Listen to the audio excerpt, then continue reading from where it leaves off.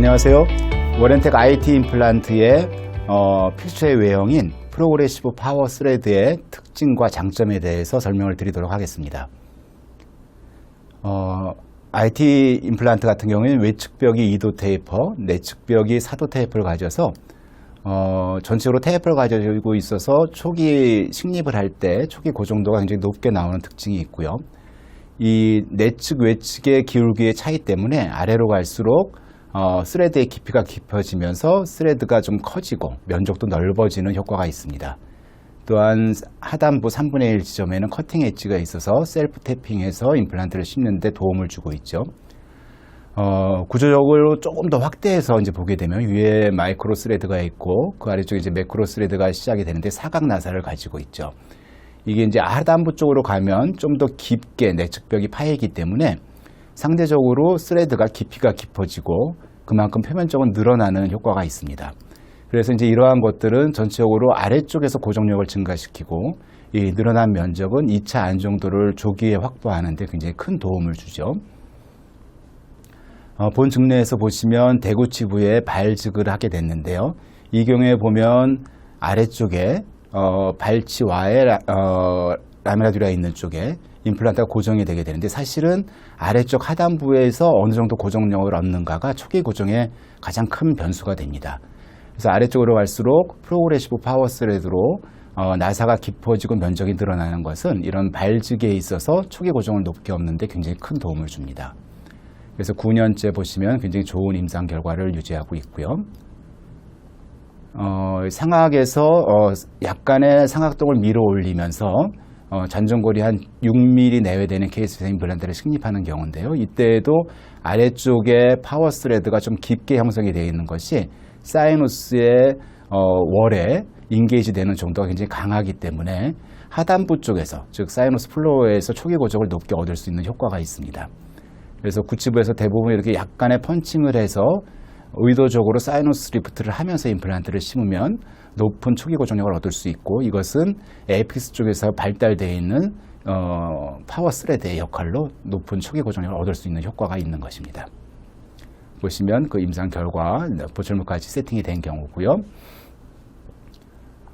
역시 이제 이 경우에는 상부에 하악의 상부의 피실골은 두꺼운데 드릴링을 해봤더니 아래쪽 트라베클라본 쪽은 굉장히 골질이 안 좋은 이런 경우들이 있죠.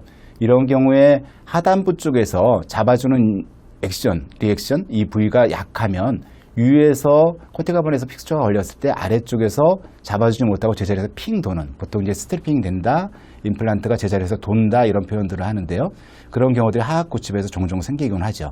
근데 이제 하단부로 갈수록 스레드가 깊고 파질력이 강하고 면적이 넓기 때문에 이 IT 임플란트 같은 경우에 이렇게 위에 피지골이 두껍고 아래 트라베큘라본의 밀도가 낮은 하악 구치부에서 상부에 걸리는 액션에 하단부의 리액션이 효과적으로 작용해서 스트리핑이 발생하지 않고 안정적으로 안착되는 효과가 있습니다. 그래서 이제 1년 6개월, 5년째 보면 안정적으로 잘 유지되고 있는 걸 보실 수가 있고요. 우리가 이제 임플란트를 식립하고 보철물을 연결하는 과정에서 3주, 4주 겹치면서 이 수술 시에 외상을 받은 뼈는 한번 괴사가 되죠. 그리고 이제 이 캘로스가 형성되고 그것이 우분본이 형성되면서 다시 정상골로 머추레이션이 되게 되는데 보통 3주 전후로 해서 안정도가 많이 떨어지는 걸로 되어 있습니다. 그래서 이제 이 3주 전후 시점에 얼마나 응력 분산이 효과적으로 임플란트 주위로 되는가에 따라서 즉시 부하나 조기 부하를 했을 때 이 임플란트가 성공으로 갔느냐 실패로 갔느냐를 결정하게 되죠. 우리가 이제 얼마만큼의 힘을 받느냐라는 것보다 그 힘에 의해서 임플란트랑 인접해 있는 뼈가 얼마나 변형이 되느냐 스트레인이죠. 이것이 안정적으로 머추레이션 되느냐 마이크로 프랙처로 페일리어 되느냐 경계입니다. 그래서 같은 힘을 받더라도 이 3, 4주 시점에 효과적으로 응력 분산이 돼서 실제 주변 뼈는 스트레인 양이 줄어든다면 안정적으로 골유착에 성공할 수 있을 것이고요. 그것은 임플란트 디자인에 결정적으로 의존하게 됩니다. 보통 우리가 이제 삼각나사 또는 사각나사를 비교해서 응력 분산을 해보면 이런 사각나사, 파워 스레드 형태가 스레드 주위의 응력 분산이 보다 효과적으로 된다라고 보고 있고요. 이 사각 나사가 있는 파워 스레드가 있는 상태에서 내부에 테이퍼가 되어 있는 가장 오른쪽 픽스처 디자인이죠. 이 경우가 피질골이나 또 아래 망상골에서 응력이 10에서 크게는 30% 정도 감소하는 걸로 되어 있습니다. 그러니까 응력이 골고루 분산된다라는 의미는 아까 말씀드렸듯이 3, 4수 사이에 캘로스가 형성되고 우분본이 형성되는 시기에 같은 교합력, 외력을 받아도 뼈와 임플란트 경계 사이의 스트레인은 줄어들 수 있다는 효과가 있어서 안정적으로 2차 안정도를 확보하고 골류착을 성공시키는 데 중요한 요소고요. 이것이 임플란트 디자인이 기여하는 부분입니다. 지금 이제 발치를 하고 2달쯤 후에 7번 위치에 임플란트를 식립을 하는데요. 이때 당시에 발치와에 있던 뼈는 약간의 우분본이 섞여 있는, 머추레이션이 안 되어 있는 골질이 낮은 뼈고요. 치근부 아래쪽에만 정상적인 골질의 뼈가 있죠. 이때 임플란트를 심게 되면 사실은 하단부 쪽에서 많은 고정력을 얻게 되고, 이 파워 스레드와 프로그레시브 스레드가 겸비되어 있는 IT 임플란트 같은 경우에는 이런 경우에서 하단부에서 높은 고정력을 얻고 그래서 성공적으로 골류착을 유도하는 과정을 경험해 보실 수 있습니다. 그래서 이렇게 이미디어트나 딜레이드 이미디어트에서 굉장히 효과적으로 높은 안정도를 얻을 수 있다는 장점이 있죠. 그래서 6개월, 2년째 보시면 안정적으로 피지컬 높이와 밀도가 확보되는 과정을 보실 수가 있습니다. 이 경우도 이제 소구치를 발치하고 즉시 임플란트를 식립했던 경우인데요. 보시면 굉장히 레디오 루슨트하게 상부가 뼈에 드러난 것 같이 보이지만 사실은 인트라 보니 디펙트로 이제 임플란트가 본 디펙트 안에 심어진 경우고요. 월은 있는 경우였습니다. 근데 어쨌든 심고 이미디어 로딩을 바로 하게 됐는데 이 역시도 에이펙스 쪽에 고정력이 단단해서 초기 고정이 높게 나왔고 이미디어 로딩이 가능했던 케이스고요. 그래서 10년이 경과될 때까지 2년, 10년 사이의 레디오그래프를 보면 그 갭 부분의 힐링이 원활히 되고 많이 인크리즈 돼서 안정되어 있는 걸 보실 수가 있죠.